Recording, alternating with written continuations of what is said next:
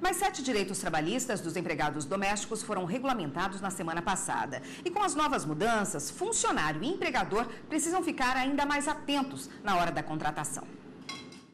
Há mais de 20 anos, Maria José é empregada doméstica. Já ocupou outras funções, mas sempre volta a trabalhar em casa de família. Ela começa às 7 da manhã e vai até 4 da tarde. Com o intervalo de almoço, são cerca de 8 horas de trabalho por dia. E mesmo com os novos direitos aprovados, prefere ser diarista. Tem uns 15 anos que eu deixei de trabalhar com carteira assinada e trabalho como diarista. Porque eu trabalhando assim por dia, eu tenho minha liberdade, posso resolver minhas coisas, posso ir para o médico, posso ajudar uma pessoa da minha família. Rende mais. É o dobro de que você trabalhar de carteira assinada. De acordo com a CLT, é considerado trabalho doméstico o serviço prestado de forma contínua e de natureza não econômica em uma residência ou em locais que configurem uma extensão do lar. Em 2013, foi promulgada uma emenda à Constituição que garantiu 16 direitos trabalhistas ao empregado doméstico. 7 deles ainda dependiam de regulamentação. O Congresso aprovou as novas regras. A partir de agora, os empregados recolherão 8% de INSS e não mais 12%, como era antes. Também deverão recolher 3,2% do salário pago em um fundo a ser usado para o pagamento da multa dos 40% de FGTS. É que foi estabelecido o direito ao fundo de garantia para os trabalhadores demitidos sem justa causa. Se ocorrer justa causa, os recursos ficam para o empregador. Também será possível a dedução do gasto com os empregados domésticos no imposto de renda. Com as novas regras, é preciso ficar atento na hora de contratar. Como, por exemplo, fazer um contrato de trabalho com ela, onde ele vai especificar o horário que ela entra, que ela sai, como que vão ser as folgas, o que está incluído nas tarefas dela.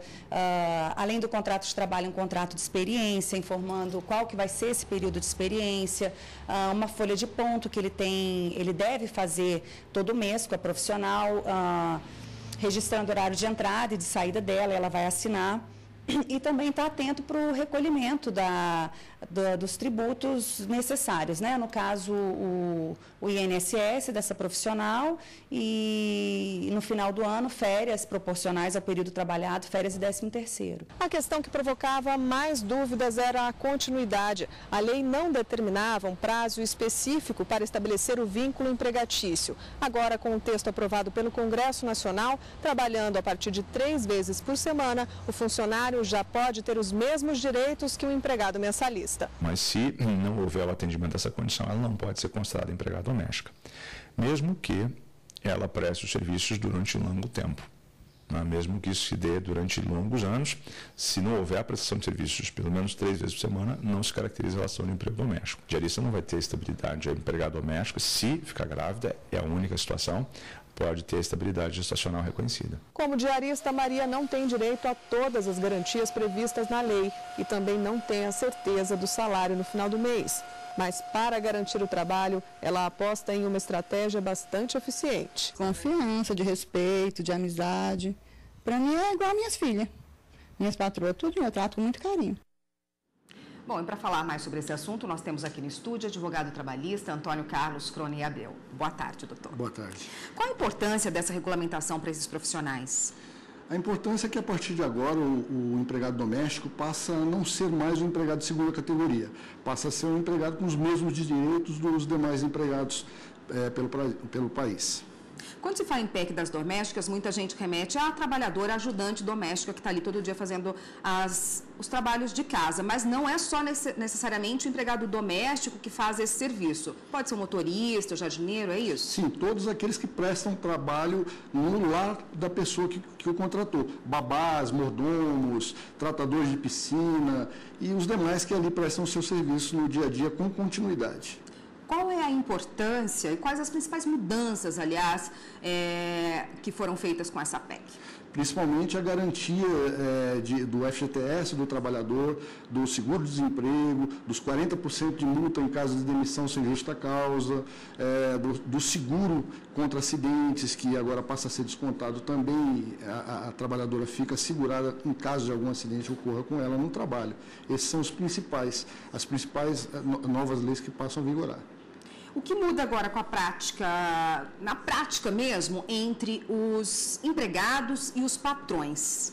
Aqueles que têm a sua empregada regularizada com a carteira assinada têm que passar a cumprir todas essas outras determinações que foram aprovadas.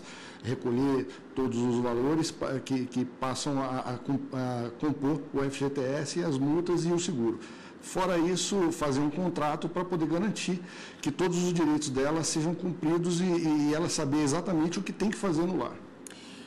O que deve ficar bem claro, o que eles devem prestar atenção, tanto os patrões quanto os empregados, na hora de assinar e de resolver as cláusulas de um contrato de trabalho. Dá para acertar alguma coisa no contrato, diferentemente do que de um contrato padrão ou não? Tem que ser um contrato padrão para todos os empregados domésticos? Necessariamente não, porque existem especificidades dentro de cada lar.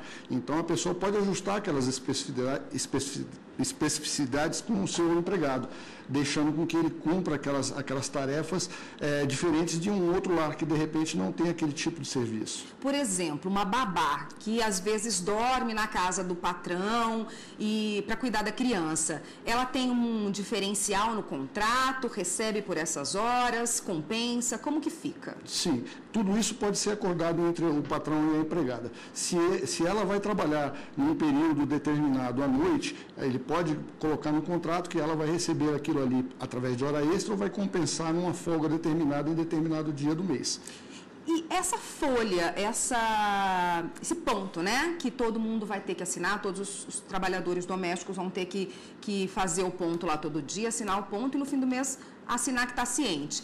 É um documento qualquer, tem um lugar para adquirir? Não, isso aí pode ser feito até num caderninho, desde que a pessoa anote a entrada, o horário de entrada, o horário de intervalo do almoço, o horário de volta ao trabalho, o horário de saída do trabalho, pode ser até num caderno. É importante que haja uma cópia para o empregador e uma cópia para a empregada, e que seja anotado exatamente o horário que ela entrou e o horário que ela saiu, e não um horário determinado, certo, britânico, porque isso aí, posteriormente, pode até configurar uma fraude nessa folha de ponto.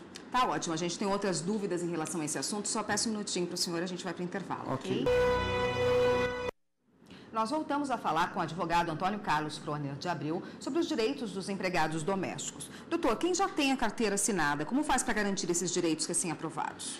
Se houver o descumprimento do patrão quanto a esses direitos adquiridos, ela deve procurar a delegacia do TRT para poder fazer a denúncia de que não estão sendo cumpridos seus direitos. E o TRT vai passar a fiscalizar e, se for o caso, tomar as providências devidas quanto ao patrão. Mas se assim, eles quiserem acertar, mas se já está com a carteira assinada, o patrão quiser garantir, tem algum procedimento ou alguma mudança no contrato ou não?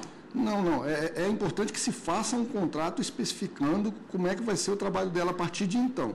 Mas não pode haver, de forma nenhuma, vedado pela Constituição, no seu artigo 7º, inciso 6º, a diminuição do salário. Não pode haver redução do salário com essa nova regra. Quem já está trabalhando aí, não se regularizou ainda, não teve a carteira assinada, tem como providenciar a regularização agora? Tem que fazer isso? Deve fazer, a lei determina que seja feito. Se o patrão não assinar a carteira, ela deve procurar o TRT para que o obrigue a assinar essa carteira a partir de agora. Mas é retroativo, ela garante esses direitos ou não, a partir do momento que é assinada a carteira? A partir do momento que é assinada a carteira. Os direitos trabalhistas anteriores, ela pode sim discutir judicialmente, mas esses novos direitos, a partir do momento que assinar a carteira, que ela passa a ter. Quem não assinar a carteira do trabalhador doméstico que trabalha na casa vai estar na irregularidade, né? E tem alguma punição? Qual é? Existem já algumas punições que o juiz pode aplicar com multas e pagamentos retroativos. Mas a multa da falta de assinatura da carteira ainda vai ser decidida. Ela deve variar entre R$ 805 a R$ 2.000. Não há uma fiscalização específica. Por exemplo, uma empresa que não está cumprindo as regras trabalhistas, ela pode ser fiscalizada, né, por fiscais do Ministério do Trabalho. Numa casa, isso fica diferente. Depende muito dessa relação patrão-empregado e de que o empregado que se sinta aí, que tem algum descumprimento por parte do patrão, denuncia essa situação irregular? Acredito que o trabalhador é o principal fiscal. No momento que ele sente que os direitos dele não estão sendo cumpridos, ele deve procurar a justiça para poder a justiça averiguar se houve ou não descumprimento. Mas também há a previsão da fiscalização do tribunal nos lares através de um agendamento dessa fiscalização. Para a gente encerrar, e falou com a gente a respeito do direito dos empregados domésticos. Obrigada pela participação. Eu é que agradeço. Até uma próxima.